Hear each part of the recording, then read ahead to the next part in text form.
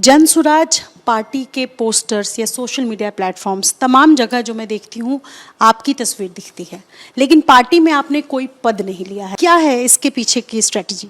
नहीं, कोई स्ट्रेटजी नहीं है। बस देखिए क्या है, समाज को वही बात समझ में आती है जो उसको होता हुआ दिखता है। तो लोगों को लगता है कि भाई पार्टी बनाए हैं तो यही इसके अध्यक्ष बनेंगे, यही इसके मालिक बनेंगे, इसके बाद इनका बेटा बनेगा। मैं शुरू से कहता रहा हूँ कि मैं जनसुराज का नेता बनने नहीं आया हूँ। मुझे बिहार में कोई एमएलए एमपी नहीं बनना है, मंत्री नहीं बनना है। अगर वो सब बनना होता तो उसके लिए मुझे इतना प्रयास करने की क्या जरूरत है। वो तो मैं ऐसे भी बन सकता हूँ। कोई भी दल, कोई भी सरकार मुझे अपने साथ रख लेगी। मुझे जो काम करना है मैं वो काम कर रहा हूँ। वो काम ये है कि समाज को इस बात के लिए तैयार किया जाए, समझाया जाए कि भाई तुम्हारी दशा तब सुधरेगी जब तुम अपने बच्चों के लिए सजग होगे।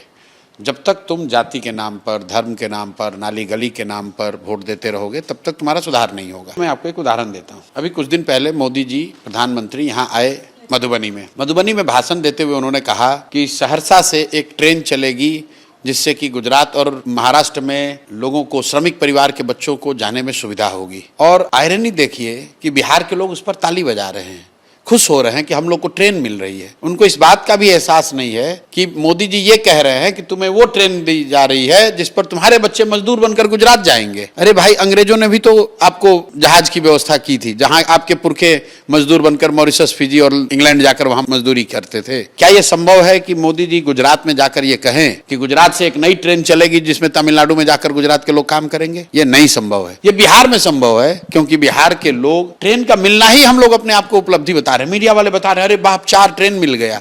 मोदी जी कह रहे हैं श्रमिक परिवार के बच्चों के लिए ट्रेन दे रहे हैं। ये कितनी दुखद बात है। राहुल गांधी अभी आए थे। भाई, राहुल गांधी के पार्टी के मुख्यमंत्री रेवंत रेड्डी, कुछ महीनों पहले उस आदमी ने, जिसको अभी जुमा कुछ महीने हुए थे उस आदमी को मुख्यमंत्री बने हुए, वो आदमी कहता है कि बिहार के लोगों का डीएनए है मजदूरी करना, बिहार के लोग मजदूरी करने के लिए ही पैदा हुए हैं। उस दल का नेता राहुल गांधी यहाँ आकर बिहार में खुलेआम वोट मांग रहा है और बिहार को बदलने की बात कह रहा है, और बिहार के लोग उसको सुन रहे हैं। कैसे सुधरेगी बिहार की दशा? जो नेता आके कह रहा है कि तुम्हारे बच्चों को मजदूर बनाकर गुजरात में काम करने के लिए ट्रेन दूंगा, उस पर तुम ताली बजाओगे तो तुम्हारे बच्चे मजदूर नहीं बनेंगे तो कलेक्टर बनेंगे।